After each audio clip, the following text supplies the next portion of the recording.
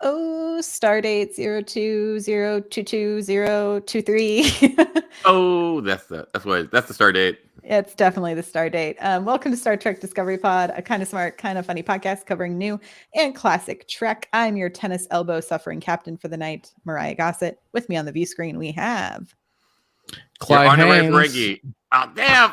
Hey, crush her. Just saying, you got to crush. Oh man, I can never get it right, guys. I don't know what's wrong with me. Can never get it right. One day, Paul. One day. Not that day is not today. Not Anyway, today. Anyway, hi, I'm Paul. who are I'm y'all? here. Clyde, Paul, Myrriah. We're here. I apologize. Good job. Yes, tonight we are reviewing and chatting about the latest trailer for Star Trek Picard because they gave us yet another one like DJ Khaled. And we are also going to be talking about Dr. Beverly Crusher as we prepare for season 3. But first, a few reminders. Paul, where can people find this podcast? Well, if you like to see our podcast, we're here. Our podcast, we're on Apple, Spotify, YouTube. All the links are at StarTrekPod.co. And if you love our content, which I know you do, consider joining Patreon. And for just $2 per episode at patreon.com/StarTrekPod. And we will keep on churning these amazing episodes out. These most amazing episodes. And if they're dumb people, they'll just get rid of me. Clyde, what can people do if they want to interact with us live on YouTube this evening? If you're watching us live on YouTube and you say, hey, I want to be part of the show, then you can. If you want us to read your comment, your question, your funny thought, your pun, correcting us, we just type capital P, capital O, capital D, capital pod in chat, and we'll take a look at your comment. And when that special time comes and you want to share your thoughts about the show, just type capital H, capital F, capital HF, and we'll take a look at your general comments and thoughts. Yes, indeed. Okay, y'all, I think it's time we fire up some metaphysic shields and get into some hot breaks. It's some hot breaks time.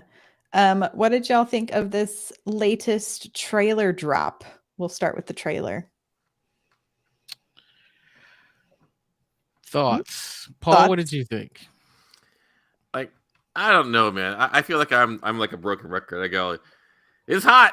I think I feel like I'm that guy who like, oh, there used to be a commercial for Life cereal. There was a thing called Life cereal, which is basically Mikey likes it. Yeah, give it to Paul. He likes everything, and I'm like, all right, I don't know, I'm like historically with Picard, I've been like, oh, it's really exciting in the beginning, and then I'm like, oh, is that where we landed? But like each new season, I'm like, oh, they're gonna get it right this time. It's gonna be so perfect. It's gonna be everything I want. It's gonna be both new and nostalgia bait. It's gonna be like nostalgia bait.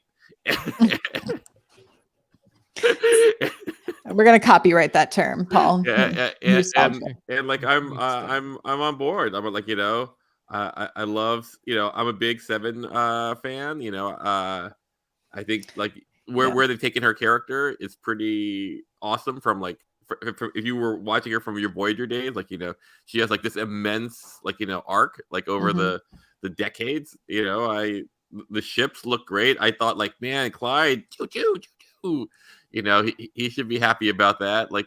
And I feel like they're hitting a tone that I like. Like Strange New Worlds hit a tone that was like both new and nostalgic, and I feel like maybe this season is taking a little hint from that and able to capture that a bit. But I don't know. Maybe I'm just, in an infinite time loop. You're stuck in the time loop. Clyde, did you have a hot freak? Yeah, I mean, Paul mentioned a little bit of it, but I mean, if I had to put it in a word, shiny. The set design, like it's interesting to think about this preview, right? And then we're gonna talk about suspicion later. And so going back and watching even the later episodes of Star Trek, I feel like a lot of times we, Next will, gen. yeah, next gen, right? We'll go back and watch, some of the other episodes. But I was glad that we chose a later episode to kind of see, okay, here's where they were in the last couple seasons.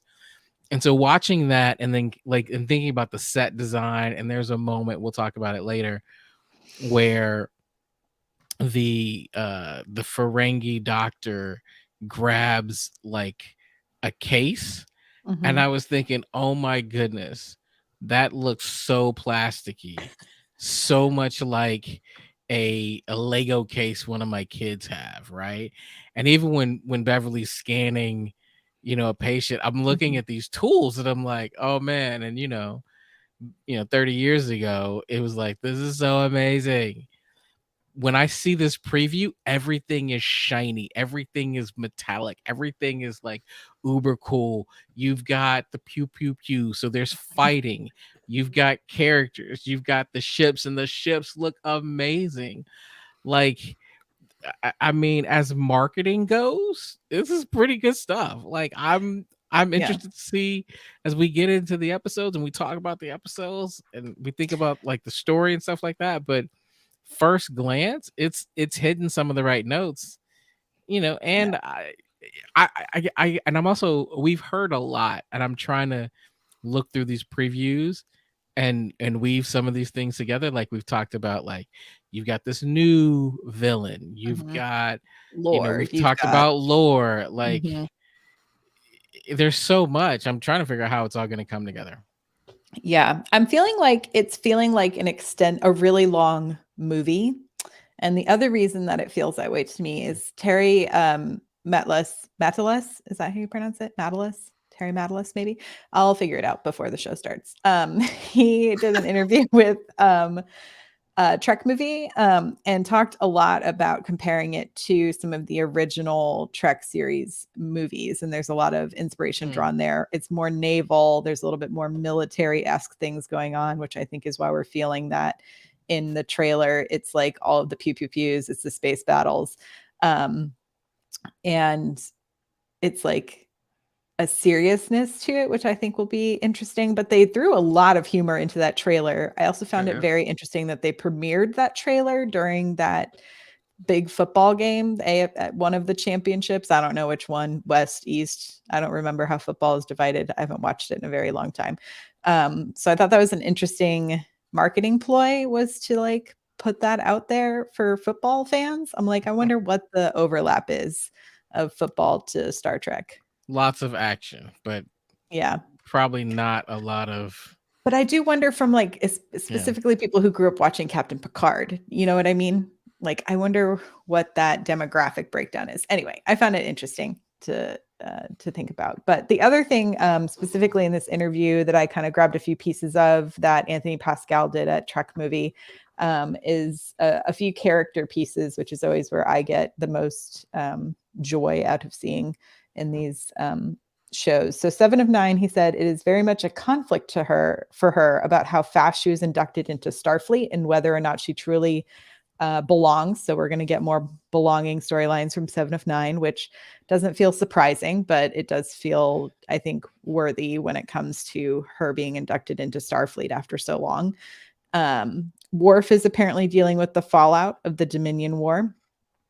And Ed Spieler's character, he has revealed, is a member of Beverly's he calls it the Doctors Without Borders group, who's helping people on worlds that Starfleet has forgotten, which I found interesting as well. And then he said the reason that Beverly will only reach out to Picard is that there's a reason she can only trust him. Something is going on that is dire enough to reach out to Picard in this way. The stakes are very high. So setting up some big cliffs to fall off of. Ooh, I mean, I think this does feel like it's the final season. This does feel like it's setting up a bit, because I mean, you're throwing everybody at it, right? It's like even in that clip, we talked about it before, but Moriarty's in that clip, and I'm just like, I was thinking about it before the clip came out, and we were talking about this last week. I was kind of like, or 2 weeks ago, I was like, how are you gonna like? How do you weave him into the? Why would you weave him into this? Like I'm half expecting to see Wesley Crusher and Tasha Yar in here, the Romulan Tasha Yar. Like You never know. It's I mean, so Commander far, Sela? I mean, pretty much, we're throwing everybody into this, so it's almost like this farewell tour. Mhm. Like we get to say goodbye to all of these characters, though they'll probably show up in a movie later or do some weird time traveling cameo on Discovery or. I feel like everyone's just going to pop in and do voices in Lower Decks. Like if I was a legacy character of Star Trek, I would be like, I am down for all the Lower Deck stuff because voiceover work, you don't have to get into all the makeup or the costumes. Like a lot of times they send you a kit, you do it at home. Like, I mean, if you're Michael Dorn, you got to be like, sign me up, right? Like you mean I can just be in my pajamas and and you're gonna pay my day rate? Yes, sign me up. I don't know, like I have a different take on it. Like, if you're like living on like Star Trek money, which I assume everyone there is, like because the residual still must be so much. Do you go like, oh, I only do the stuff that I want to do, like because I would be in Malta with a pina colada. Well, I'm sorry. I'll be on Risa, like literally make my own Risa. Well, I think so. It's interesting that you say that because I feel like I wonder if the residuals, like they were kind of light, and then recently they just like exploded. I bet there was like Sure. like there was this, and then like a dip, and then like boom, Netflix and everything. Like, I mean, you don't get residuals from streamers. Ooh. But like you get residuals from the cell, right? Or like every time I don't know. I've heard it's not so great. So but they would have gotten their contracts in the golden time before streamers. Right, so, but like, who knows what those look like now that they're just Right. on streamers. Right. But the thought is I think it's hard, right? It's hard to not be typecast. Like, here's the thing: someone like Marina Sirtis, if she did a movie tomorrow, it's gonna be a struggle to not see her as Troy, right? Jonathan Frakes too. Like, if he wanted to be in front of the camera again, how do you look at him and not see Riker? So I think it's tough. Like, I mean, Picard had a whole show that I struggled with for a bunch of reasons, but I think that the opportunity for them to say, hey, I want to practice this craft, Lower Decks is a fantastic opportunity to do that if they want. I concede your point, Clyde. So you have I mean, that being said, Marina Sirtis, if you're listening or watching, I'm going to see whatever movie you're in. Period. Point blank. Like you have convinced me, Clyde. Like, all the cast of Next Generation, they're poor. They need the work. You've convinced me. You've done it. I do not think they're poor, but I'm just saying. Yeah, I just watched a really bad like holiday. Like, it wasn't even a Lifetime original holiday movie. It was a Tubi. I think it's a Tubi holiday movie. Yeah, sure. Wow. And the Doctor was in it playing like a random character. He popped up and I was like, what are you doing here? Well, what is happening? I Robert Picardo. Yeah. I've like directed a movie that I wrote, and he was in my movie. Robert Picardo? Yes, and he is amazing. I love Robert Picardo. Or I see on occasion like he's like, call me Bob. No, I refuse. I would not do that. No, but not calling him Bob. But will not. Bob really enjoys working. I'm not calling him Bob. I'm not calling him Rob. I'm not calling him Robert. In fact, I'm calling him Robert Picardo. That is the name. So like, hey, what's up, Bob? No, it's hey, what's up, Robert Picardo? That is how I'm doing it. Coach from the Wonder Years. That's where I knew him from. That's true. Man, that's right. Yeah, exactly. That's where I knew him from. So I was going like, I think he shows up everywhere. more than anybody else. He does. Yes. He gets great work. Like, you know, he Yes. like, and you know, he is amazing to work with. But like, you know, he's anyway. I didn't mean to name drop. It just came up organically. It's fine. We all get we all get our moments. Like when I got to meet Jerry Ryan and Michelle Hurd at Star Trek Day. You know, we'll just wait. You know, like, were there anyone else at Star Trek Day? Nope. Because like I feel like Nope. you know, like you'd be crazy to miss that. I wasn't on the podcast yet, but it would be like if someone were to. Clyde's never gonna live it down. Nope. Oh my god. Never gonna live it down. I've been a little sad. I've been looking at our inboxes to see if we got invited to the Picard premiere, because I will be in Los Angeles when the Picard premiere is happening in Los Angeles on February 9th. And I was just like, Okay. Nice. So that wasn't just me who was, you know, a little sad we didn't. Yeah. Someone asked me, they were like, "Oh, are you going to the premiere?" And I was like, no, I don't think so. I was like, "Are you?" And they were like, "Yeah." And I was like, okay. Okay, guess so. Did I make a joke? Did I fall out of favor? I guess I'm not, Paramount's not my friend anymore, I guess so. Okay. I don't know. We'll see what happens, but I'm excited either way. So let's discuss Beverly Crusher. Are you guys ready to jump in? Well, before we do that, there's someone in the chat who has sent a lot of chats, so we should just say hi to Mike Garcia. Hi, Mike. Hi, Mike. And Mike, you can correct in the chat if this isn't true, but Mike will be joining us for the premiere of Picard, coming to review the pod, staying up late with the Central Timers while we hang out. Coming back with the West Coasties. So, hi, Mike. We're excited to have you back. Yeah, I think it's time for some hot frakes about Suspicion.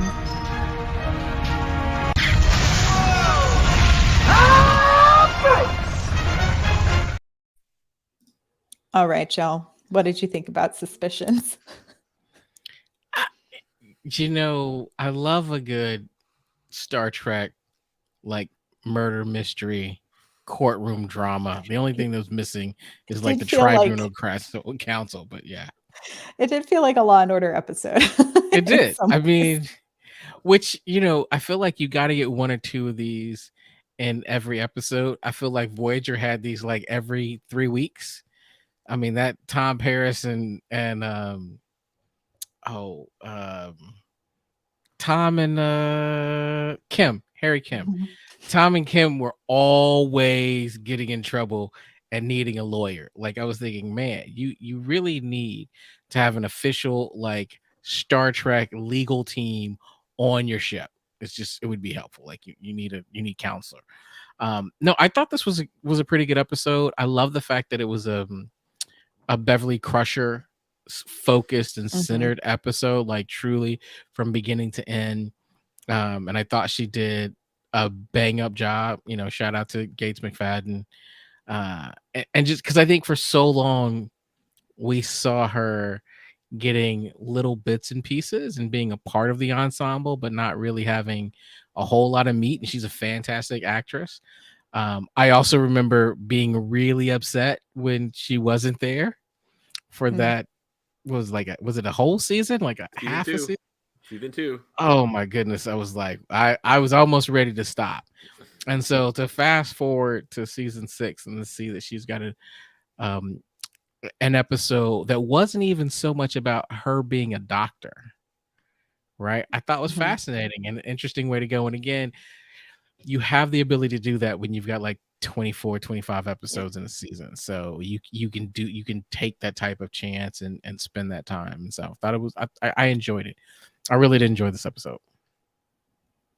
Yeah, I had never watched this one before that I could remember. So that was a fun watch to see Beverly kind of in her like prime, really going through it and getting a whole episode on her own, like you were saying, Clyde. And I always love any episodes that have Guinan in it. It's just like I love Whoopi Goldberg, so I was just like, oh, and it's, I don't know, there's like an air of mischievousness at like all times when Guinan is involved. And All so times. I'm always like, what's the angle here? This can't just be like, I'm here to be the character you're going to tell this story to, you know, like where's the Right. little twisty? So I liked the little twist at the end and I was like, aha, there it is. I knew it was coming. But I will say, and we'll get into it. I thought it was interesting because of other, even the episode we watched with Worf, it felt like Picard usually is willing to just like go to bat and go above and beyond for members of his crew to prove their innocence or their mission, you know, like, but I understand that they have a complicated relationship, Picard and Crusher, but I don't know. I was just like, I feel like if this was Riker, he would be like, whatever you need, what resources do you want? We'll take the Enterprise into the star for you to prove this theory. You know what I mean? Yeah, this is one of those episodes where if Grant was with us, again, keep in mind for anyone who's new, Grant was as a Star Trek newbie who never watched TNG, and so was really learning about Picard through the episodes we were watching and recommending. Mm-hmm. If this was an episode that Grant had watched, he would have again concluded Picard's a jerk. Prick. Like just Mm-hmm. yeah, you like capture over Picard. and over and over again. You there are these moments. Yeah, I agree with you, Myrriah, and I'm Clyde, like, we're losing this you. is, you know, He's we're not quite time loop. sure where your relation. Oh, you're back now. Okay, how about now? Better? Yeah, I was you're just good. saying, like we understand that their relationship's a little bit weird, but I would expect this woman that we all think that you will someday get with, and you know, or at least try, you'd be a little bit supportive, right? Like, Mm-hmm. you know, you've had this relationship with her former husband, you know, support her a little bit more, man. That's all I'm saying. So let me play devil. So like, this has always been one of my favorite episodes with Beverly, partly because like in general, I sort of feel like Beverly is her standalone episodes tend to be very reactive. I'm in a warp bubble or whatever. Like something happens. She's not the instigator of the thing happening. And this is where she goes, I want something. I want to promote this Ferengi scientist. You know, I want a ghost lover. The ghost lover. We're not talking about Sub Rosa tonight, Clyde. We're not talking Sub Rosa. Hate that episode. Sorry. But even then, like, you know, she went to her grandmother's, you know, thing, and then this thing afflicted her. Like, you know, came on. Whereas she starts off the episode like, "Hey, everyone, I went to a conference and I thought that, like, you know, this was really promising." And boom. But we even start off with her, "Man, I just got fired." Yeah. So I mean, like she's real. It's starting hot. She's starting. I also thought it was like a weird transition to see. So, in like a weird continuity era thing. So the episode opens up with like Guinan coming in, being like, "Oh, I have tennis elbow, Jake. Yay! I'm like really just here to get you to talk about what's going on." And like Beverly's like changing, getting ready to go on a shuttle, but then she like immediately like. We go back in time, but by the time we get back to where the timeline is the same, you know, from the beginning of the episode, she's then back in her regular uniform going to try to do like get in the shuttle and do this experiment after going through the autopsy reports. Well, and Riker tells her the shuttle's not coming to the next morning. Yeah. So why did she change outfits? Well, the other not only that, but I may have. I'm dying, civvies. Here's the deal. I'm sure I saw this when it originally came out. I have not watched it since. Really? And because I've seen the rest of the season, I kind of know. But nothing about that opening scene made me even question for a moment that she was fired. Like, and I'm sure when I saw it the first time, I didn't go, Beverly's fired. I'm like, all right, what's going? Like, what's really happening? It just I didn't respond to.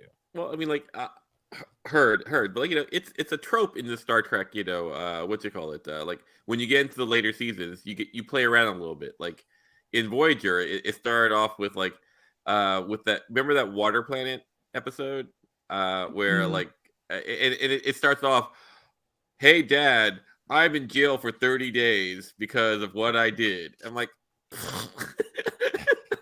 I don't care. Like, it's just a framework. Mhm. Uh, but yeah, but as far as my thoughts of this episode, like I've like watching it this time, and I've never noticed this before. Like I go like, everyone does things that is not normally within their character.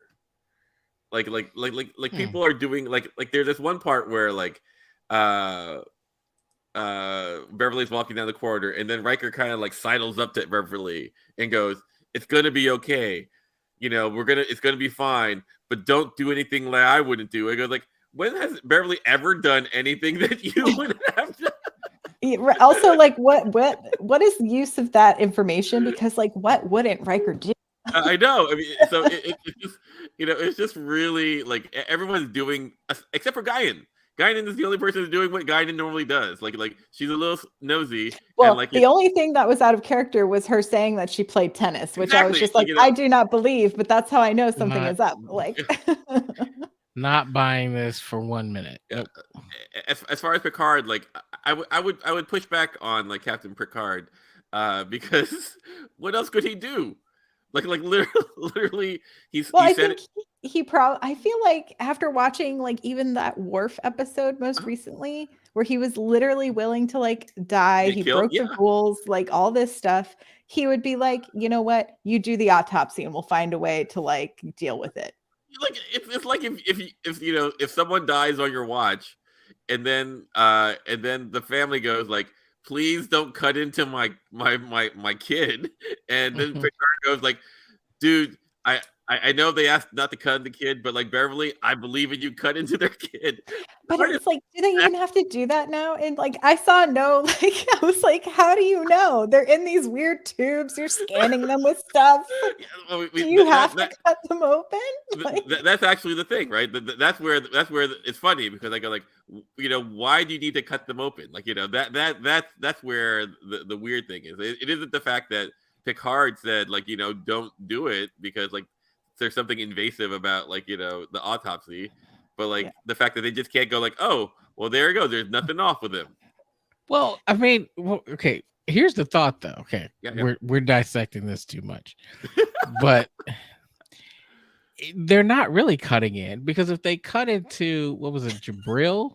Like that dude was alive, so yeah, right. Yeah. So, like, so they didn't cut into him. But you saw a big old hole that they get, and he's still walking. So like he's like true. He's like a biological Borg. That's what he is. He's so decentralized. Oh no, they said that his physiology is such that like it's all this redundancy. Exactly. But still, like she couldn't have cut into him too much, because at some point, yeah, like unless he could deal with all the pain. He's gonna say "ow" a little, something, right? Something like a flinch. Well, also, like he was aware enough to be able to hear everything. Yep. That's what I'm saying. Even if he like put himself into like sleep mode or whatever for the Jabril. And then my other question was, how did he get from the morgue drawer to the ship with no one noticing? Right? Decentralized. Yeah, just particles. It's like the what you call it, the crypto. He's decentralized. like he's in the morgue drawer, right? Yeah. So Alyssa didn't like see this naked alien get up, rummaging around trying to find some clothes, and then walk down the hall and get into the shuttle. How did he like? And she didn't exactly say. She didn't say, "I'm going to the shuttle." Like she just said, "I know what I got to do." How did he know she was in the shuttle? Like there are some questions there. I was kind of like, okay, so here's my hot take, and then I'll so like, you guys ever watched the movie Pitch Perfect? I have seen Pitch Perfect. Okay, yes. So I like, as you may suspect, I love Pitch Perfect because I love everything apparently. But that said, like I recognize I'm gonna bring you cups the next time I see you, Paul. That's right. Okay. Like Pitch Perfect is held together with bubble gum.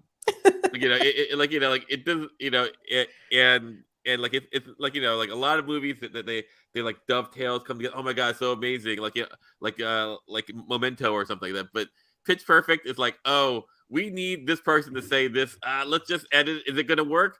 Close enough. And then they make story points out of that. And I feel like this episode is either written this way, directed this way, or something this way, where I feel like it's connected, it's held together with bubblegum. And if you just watch it on the surface part, like you're like, oh, what a great example of Beverly Crusher. Just look at her moxie. But if you really cut it apart, like, this is really Yeah. I mean, the thing that I enjoyed, like, Gates McFadden's performance the whole episode. I thought she was great. I thought the little fight sequence was like, I got to see her do a bunch of stuff, which I found refreshing. Right. And I was like, this is great. I'm really down for this. I like when we get to watch like a singular character go through something, especially this far into this many seasons and episodes, where we're like, we know what everyone's kind of main drivers are, right? But like Crusher, I feel like and y'all can correct me if I'm wrong, we probably haven't gotten as many episodes focusing on her as everyone else. This is true. Like they're like in the end of season 6 this season, like, she commands the Enterprise. It's a pretty big arc. Yeah, no, like here's the Doctor, and what's really interesting is, like, because of this episode, she's able to survive a Borg encounter. She destroys a Borg ship. I mean, why didn't we watch that episode? Yeah, we should have watched that one. It's a two-parter, right? It's the one with Lore, my favorite, and you guys think I'm a monster for liking Lore. But again, anyway, why didn't we watch these episodes? Why didn't we watch? Yeah, that would have been a perfect episode to watch. Because we were discussing Beverly Crusher, and this is a Crusher specific story. Yeah, I just didn't want to watch Sub Rosa, so I know. I was gonna say yes to pretty Clyde, much. We anything. know every morning you wake up, you get your coffee, you watch Sub Rosa, you go to work. You get it. I love to hang out with the Patreon, like watch the watch alongs. Yeah, but that was one that I was like, what are we watching? Like, this seems so sketchy. Like there are like 300 so some episodes. cringy. There's 300 some episodes, right? Like of there's a lot. so like if you lose like 1%, that's 3 really, really, really bad episodes. I'm just saying, it's just at the end of the day, I feel like I'm scarred. My son's birthday passed recently. We had a candle on his cake, and even then I was like, we blowing this thing out and getting rid of this now. Like, I'm not. I'm now scared of candles permanently. I'm like, no candles. Is Sub Rosa your least favorite episode of TNG? Because mine, I know what mine is. Mine is season 1 when they need to go to that vaccine, and Tasha Yar needs to fight for for what you call it, for like, because someone decides that I'm going to marry you, or like I choose you, and then the wife. Oh, man. Go back to that. So what the oh man, we've talked about that one. Yeah. In the watch along, and I think we skipped it on purpose. Yeah, no, that's a bad episode. That's up there with one of the worst episodes. And it started season ever. 1. Season 1, it started off there. And TNG survived. Yes. There it is. Code of Honor. Yeah. Kang says, right. We don't talk about Code of Honor here. We don't watch it. We don't discuss it. Like, that is a horrible episode. That is the worst one. I would, given the opportunity, if I had to choose, I'm taking the candle over the cringy, terrible episode of Code of Honor. Well, just to bring it back over here to Beverly Crusherville, in the episode that we did watch, one of the things I did like about this episode was seeing a Klingon, a Vulcan, and Takar. Walking to a bar. That sounds like, I was thinking it sounds like a joke. I did enjoy that we got to see what like scientists from these different cultures all interacting together and kind of their scientific approaches, which I thought was interesting. I also thought it was wild that Klingon scientist Karak just fully tossed Beverly across the room. Yeah, that was wild. Yeah, I mean, it's been mentioned before, but like, like I said, I love the fact that this was a Beverly Crusher episode, but like, where was the security team this entire episode? Like, were Right, they like a just on murder break? happened on your ship. Right. Did it? Because it looked like I a mean, suicide. It looked like a suicide. Still, but the second time, right? So maybe the first time was an accident. The second time was a suicide. Like, this is suspicious. See how I worked that in there? Mhm. This is suspicious. Security should be all over this thing, Worf right? was there at the suicide. He's the chief inspector. Just saying. Like, like what you're saying is Worf is not enough. Okay, so maybe I this am wasn't not a saying long- that. I am not saying that. Maybe this wasn't so much a Law and Order like episode as much as like a CSI like original series. You know what I Oh, mean? Because there's always like the one who's like, "This is the straightforward answer. Why are you Mhm. still digging?" Yeah. And then there's the other officer who's just like, "We have to dig. This doesn't match up because of That's their right. personality." 100%. Like, That lines up, Myrriah, because the thing that drives me a little bit nuts about CSI is that someone's looking for something and it's never ready until someone else walks into the room and all of a sudden it's ready. Oh, And always. so Data was examining the shuttle and Beverly walks in. It was like, oh, aha. It's like, oh, okay. Timing's just perfect. well, That's how TV works, Clyde. I know. That's how TV works. But like one of the things I really liked about this episode, like I've always liked about this, I think this is why this episode is a soft spot for me, is because I suppose like the way I would describe it is like it was like 90s allyship. Like Star Trek allyship. Like here is this Ferengi who goes in and goes like, "Hey, I know you're not taking me seriously, and here is this person who has such privilege." He goes like, "I will set this up for you." Because like all the Ferengi wants is basically to be like not even a seat at the table, just be recognized that I'm not, that I have something to contribute. And like and she goes, she risks her career for that. And I think that I always really appreciate that for whatever reason. And I don't really like Ferengi. Like I'm racist. I'll admit it. Well, I like, think. Well, to your point, Paul, I think what's interesting is, what we get in this episode is not all Ferengi are the same. Sure, yeah. Right? Which often we get this, Ferengi has a very similar note, right? Yeah, no. Mhm. And this was like, hey, you can't look at you can't look at all of us as the same. I'm different. And so that was interesting to me. I was like, wow, okay, this is. I will say, yeah, pretty going and not have seen this episode before, I was fully expecting part one of the twist to have been that the Ferengi was like somehow trying to sell this idea in some You're way. racist too. This is prior to Deep Space Nine Ferengi, okay? Yeah. They play with that trope a lot. I was just waiting for them to give me the trope that they set up. Sure, 100%. Like it was just interesting. Anyway, you were gonna say something, Clyde? You look like you were gonna say something. Well, I just think that that's part of what's interesting with this episode is that they did set up tropes and we kind of fell into them. Like, I'll be honest, I kind of thought the Klingon did it.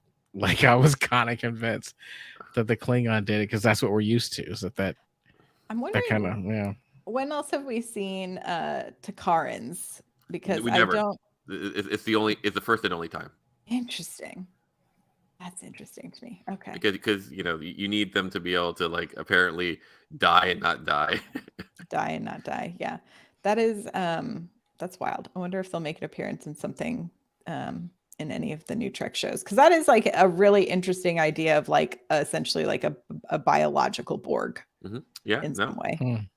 Like this. I started watching this episode, then I went through a whole bunch of episodes. Like, because whenever I watch an episode, I can't just watch one. I watch the original Lower Decks because like so good. Yeah. But I also I lost it. You watched multiple episodes. We're talking about Takarans. I know, but there was something about I was gonna connect it. It's gone. It's gone. My positronic net is collapsing. It's failing. Well, I think that's one thing that's really working about these Picard trailers is they do have me wanting to go back and feeling like I need to watch more episodes. Yeah, no, right. Like I feel like I don't like. I'm like, man, do I know everything I need to know about Worf to be able to watch this if he's going to be in this? because he has a whole second career, whole second, Mhm. you know, rebirth on DS9. And then looking at Seven of Nine, I'm like, I've been rocking with Seven for a while, but like, do I know everything I need to know? Especially when I think about how it opens as her on the ship. And Mhm. I'm like, man, do I know, like, so it's fascinating that it's making me want to see even more Trek as we get ready for Picard. Yeah, no, like Yeah. my the biggest Seventh Nine growth moment that I remember was in Picard when she euthanizes Icheb. and because like because she's crying and she's doing all that, like you see her from Seven of Nine, like in Voyager, and now you have a crying, like angry, like Yeah. like seven, like the huge arc where you go like, oh man, this person has gone through a lot, you know. Yeah, it'll be interesting. I wanted to ask y'all, since you've definitely watched more TNG than I have, what is sort of some baseline things you think folks should remember as we're getting into season 3, specifically about Picard and Beverly's relationship? You go, Clyde. Well, if you haven't seen much TNG, the weirdness factor is he was her husband's best friend, Hmm. and because of a decision that he made, I think her husband kind of lost his life. And Kind of so, lost his life. well, in case you can't, dude is dead. Yeah. And so that was always this a little bit of a block for them. It's like, hey, we have these feelings for each other, but it's like we were all friends, and because of our relationship, your husband died, and now I kind of want to holler, but I can't holler because you work for me. It's like a HR nightmare. But there's this clear like chemistry. But the thing that I think is also interesting, that it's also kind of weird. Like they've had this chemistry for the entire 7 seasons, and it's a will they won't they, but it's not as much of a meet cute Hmm. as like Sam and Diane. Sometimes it gets a little annoying, like just meet already. But also no one's ever seems jealous when the other person is kind of dating. And I Hmm. don't know if that's because everyone that Picard and Beverly has dated has been in a hot mess and usually some type of criminal. Um, Well, actually, I have a counterpoint. I have a note that. So one of the episodes I watched was the one where like the astrophysicist comes on board, like, and she and Picard kind of hook up. You remember this? I think it's called. Vash? No, No. Vosh is the treasure Archaeologist. hunter. But like there's Yes. an episode where she's Lieutenant Commander Darren, I think her name is. Mhm. I think the episode is called Lessons. Anyway, so like she comes on board. There's a meet cute. They kind of play music together. He confides to her, about the flute that he has. That like that and she plays the piano. You know, Oh, musical love. and they're making out all over the ship. Yes. Uh, but what's really funny is that like both Picard and I think it's Darren It's are Nella talking. Darren, yeah. Yeah, are talking to Beverly, like and like Beverly just going like, like like you don't know if she's okay with this happening or not. Hmm. So she looks. Oh, you can interpret it as jealous. You can. So it was pretty. Is in retrospect, I watched it and I was like, oh, this is pretty funny.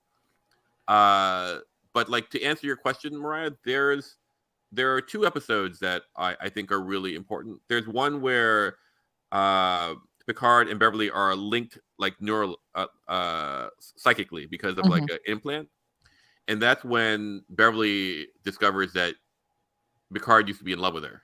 Mm. It was Uh, like reading the diary. and Mhm. so that is I can't remember what that episode that was. But like, anyway, and in the series finale, like, you know, you discover that like Picard and Beverly like get married and then get divorced. Mm-hmm. So like those are kind of like I would say relationship, you know, kind of episodes that are really clear. It's a good list. Maybe we'll publish that on our Slack and on our Twitters. So if people want to catch up and get ready for the next season. And then now that we're talking about Takarans and we're trying to figure out who the big bad is that only Picard can help her with, do we think Takarans are going to make an appearance in season 3? I don't Probably think not. so. No. I mean, it's definitely a Romulan ship. It looks so Romulan. It looks like J.J. Abrams the Romulan, right? Yeah, 100%. Yeah. That's what I thought. Like the Shintar or something like that was the immediate thing that came to my mind. Yeah. But if they're to the Kelvinverse and Picard, that would make so many people so angry, and I'd be so excited about it. Yeah, it would. No, I don't think that the Takarans will make. I mean, we've been given so much. I don't know that you can throw much more at this. Yeah, right. That's true. Like we've been given. We already have our like, bads. Yeah. Do we? I feel like we got 3 bads. Like I'm not even sure who the big bad is. Like the big bad. Yeah. Like, you have the captain, you have Lore, and you have Moriarty. Those I feel like the captain is going to be the big bad to me. Mm-hmm. She's getting the big bad, swivel chair moment. She has the big bad vibes. Yeah. And she's got those scary looking dudes behind her with those crazy outfits. Yeah. No. I hear you. Do you think that Lore is actually going to be a protagonist in this? No. I think Lore is like in a prison cell and they go to him because they need information. And it's like maybe 2 episodes. I think, I hope that Lore saves the day. I hope Lore is the hero that he's always been, that no one's ever given credit for. He is the peanut hamper of the Star Trek universe. The peanut hamper saves and then unsaves. That's right. Like, he's complicated.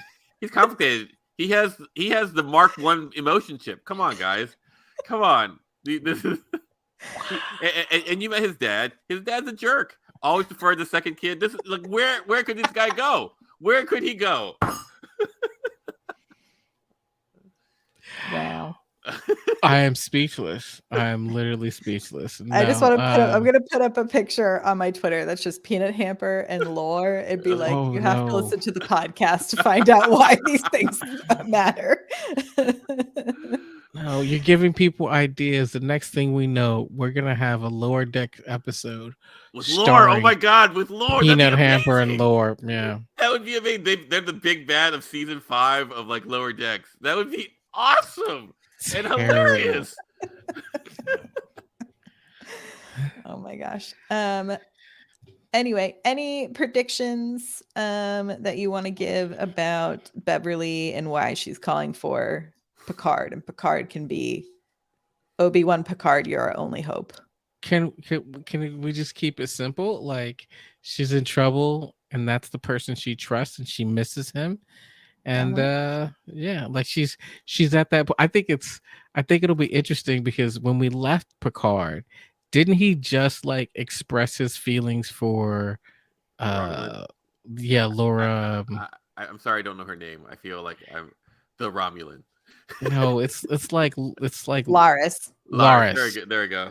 And we got this. I think what's interesting about this is, if we go back to last season, we're all like, oh man, he just needs to tell Laris how he feels. And like, I feel bad because now that I look back, none of us were thinking about Gates McFadden at all. Like, we didn't know she was coming on for the 3rd season.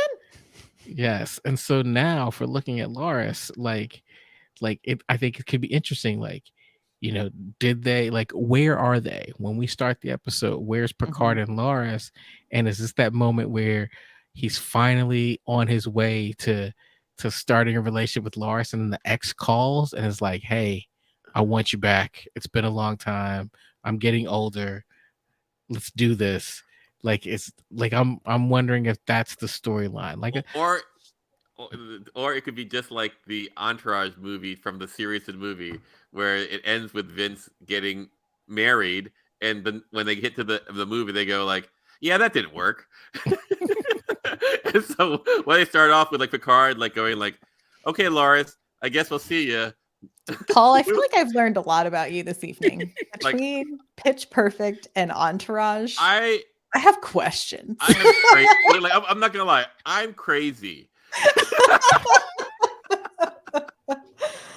I have questions. Yeah, Yeah. no. I get it. Like, I mean, in fairness, I've enjoyed both of those things too, so I like, can't. there are times when I describe myself as remarkably basic. You're a perfect moviegoer, Paul. Well, okay, so Kang says this, right? He says he doesn't want to see. He can't imagine Wesley calling Picard dad. I guess this is the thing that's been I'm thinking about. So we know Wesley's like the traveler and whatnot. Does he come back for this? Because here's the thing that we also know. We know that the actor whose name escapes me for just a moment. The actor Wesley Crusher. Will Wheaton. Will Wheaton. We know Will Wheaton. Michael I don't want to say available, but you know he's around. I mean, he's doing the ready rooms and stuff like that. So it's not like he was in season 2. He was in last season. Yeah. I mean, he showed up, but I don't know. I feel like there's been a lot of talk. Everyone seems to think this Ed Spieler's character is potentially this like offspring love child of Crusher and Picard in some way, shape, or form. And I'm not sure about that. But I also think, I mean, to Cheapy's point, they don't necessarily need to be a thing. They could just be like, hey, you're my Like ex friends. who I trust. Yeah, Like yeah. we tried it. It didn't work. You're with Loris now. But I know that I can trust you because we worked together for that long. And has that ever worked? Does that work for people? Like your ex calls Well, and the new love is okay with the ex being like, "Hey, come think hang out." Every queer relationship, yes. I would say I don't know a queer woman who is not friends with an ex who probably comes over and still like fixes your fridge or whatever. Wow. There I'm you not go. fixing any of my ex's fridges ever. Call a handyman. I'm not that dude. Well, yeah, that's why you're not a queer woman, Clyde. This is true. Yeah. Not sure if life would be more complicated or less complicated as a queer woman. So yeah, I don't know. I'm fine with the big question mark. It can also just continue the will they, won't they? They did, and will they do it again? Who knows? I know. Like, it'll be interesting. Like, although I really like Beverly for all of it, I believe that Beverly and Troy had the hardest roles in Next Gen. Like because and Beverly had, I think, the best. Like I don't know a lot of people who hate Beverly Crusher. I know a lot of people who are like, Troy is the worst. You know, How could you hate Troy? I'm not saying that you are those people, and I'm not even saying I'm those people. I just know that people are like, man, she kind of just walks around useless, repeating the things that are pretty obvious. I think she's lying. I think he's lying, Captain. No shit, Troy. Hey, listen, somebody who can empath, that's like gold. I understand. I'm That's just like saying, having an X-Men on your crew. Like, come on. I don't disagree with that. I'm just saying, like, I've never heard anyone once say, like, Crusher was, she was pretty useless, wasn't she? I've never heard once. I mean, to their points, I don't think the writers were helping those causes. Do you know what I mean? I think they were like, here are the two women archetypes that we're going to give you on this show. You're going to have the I feel feelings, and I am into those feelings and into being perceived in a potentially sexual way. And then I am the intellect. I am the doctor. I'm patch you up. I'm going to patch you up. I am mommy. Yeah, so you have mommy. So you have the vixen and you have mommy, and those were the two women that they wrote for. No, So what about and Pulaski? Tasha Was she Yar, grandma? and then that didn't work out. And then because it's we get a little bit farther, so we do get the spectrum of a few more characters, but it's like the two main characters we've been left with are Vixen and Mommy. Sure. No, I hear you. Yeah, I mean, it now that you talk about it, I think that's one of the things that I struggle with TNG is that some of the archetypes are a little bit basic, particularly as they bring on women characters. And all of the things that we've learned to hate about some of that stereotypical writing comes into place, right? Like they're so often, can they exist without being part of a love interest, which is, I think, one of the things that was really interesting about characters. Like, and first of all, if we really think about, there weren't a whole lot of female bridge characters, right? Or at least at the same time. But you think about somebody like Ensign Rolaren, right? Who is one of the few characters that I don't think there was ever a romantic storyline for. Except when she was hooking up with Riker. Okay, well. Well, they were all brain wiped. Their mind wiped. So Yes, they didn't know. But yes. But like, I mean, yeah, I think it's interesting where I don't know. I mean, we're looking at things that were written and created in the late 80s, early 90s from today's lenses, right? And so there's going to be things that are not up to par now, which I think is like, I don't know. It's part of the reason I get so mad when people are like, I don't like new Trek. I miss old Trek. And I'm just like, I don't understand. Like the characters are richer, the plots are richer, the special effects look better. And we get, I don't know. There's more boxes are ticked for me on the next generation of Star Trek, if you will. No, I hear you. Like, I feel like to Clyde's point, things were a little more in boxes back then. And even Star Trek has always been pushing. Star Trek 100%, always been pushing. And so like even though it Next Gen doesn't live up to our lens now, it could not. It basically could not. Like, but for its time, it was still pretty, code of honor aside, it was still pretty good. Look, I'll sum it up and say I love old Trek, but I'm really happy with the character development and how people are portrayed with new Trek, because part of me wants to go, let's just chalk it up to the 80s. But our people in our Slack channel know that I think that what they did to Jolene Blaylock on Enterprise, which wasn't the 80s, 90s, was criminal, and how they portrayed her character. And so I think now we're in a place where when we look at, we started off this new Trek with Michelle Yeoh being just a straight badass. And so I feel nominated Michelle Yeoh. You mean future Oscar winner Michelle Yeoh? Yes. So I'm saying like I think when we think about the new Trek has been updated. Yeah, it's not so much episodic except for something like Lower Decks, but and Prodigy. But I think Trek has said, hey, we can still be all the things that are Trek, but we've grown, we've matured, we've learned. And that doesn't mean that old Trek is bad, but I think it also helps to talk about it critically and to say, hey, I don't like the way this was portrayed, but I still like the story. It was a good story.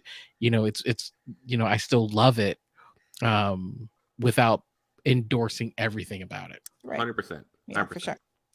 Well, yeah, I'm excited to see Beverly Crusher in this era of Trek, I think is what I was like ultimately trying to get to, is like she got put into these boxes. And so I think it'll be really interesting to see what happens when she's able to break outside of that box. So do you think she'll be more, whatever this new character is, Wesley's gone. She's older now.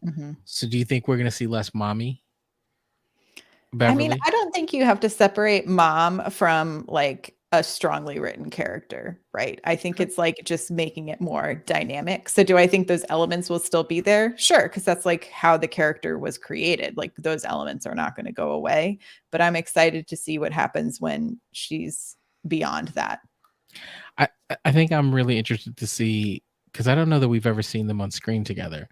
I'm interested to see the Beverly Crusher and the 7 of 9 characters interact. Yeah. Like, you've got two really strong female leads, the way I Mm-hmm. look at them.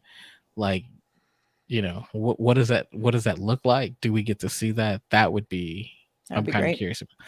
And before we go, because we're talking about it and it'll be here soon, I feel like we've spent a lot of time talking about kind of old Trek characters, Mhm. and 7 and 9 is kind of both.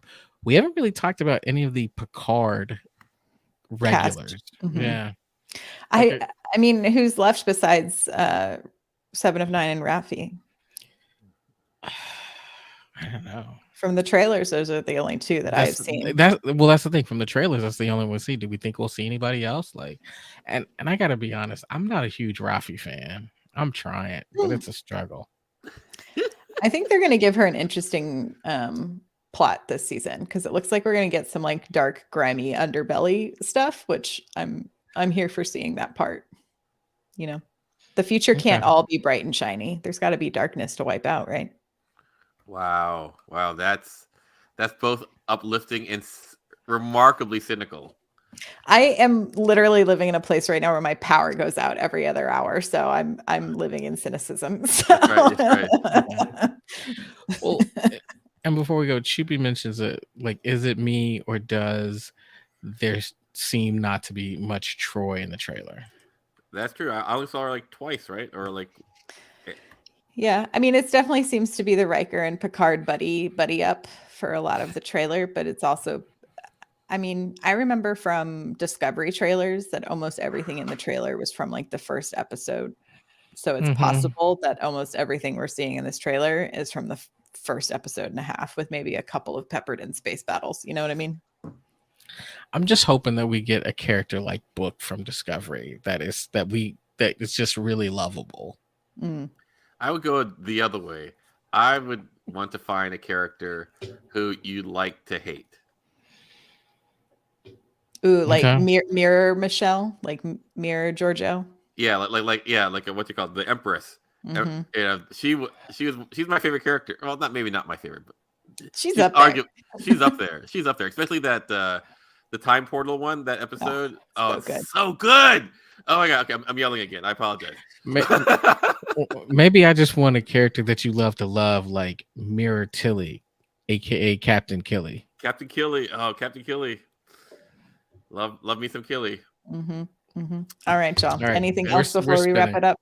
Nope. I think we gotta wind down shut down the core. Shut down the core. Turn the switches off. I don't know what else to say. All right. Thank you all so much for joining us this week. We will be back February 16th to discuss the premiere of Picard. It is happening. It is coming. And we'll live stream and chat about the premiere. Mike will be back. I'm really excited. You can subscribe, rate, and review on Apple. We'd love if y'all could leave us a review over on Apple if you've been enjoying these. Visit StarTrekPod.co for links to all the places to listen and for the Patreon. Clyde, where are we on Twitter? Check us out at Star Trek Pod on Twitter. Shout out to Karen, who runs our Twitter. Thank you, Karen. We will see y'all next time. Live long and prosper. Bye-bye. Bye-bye.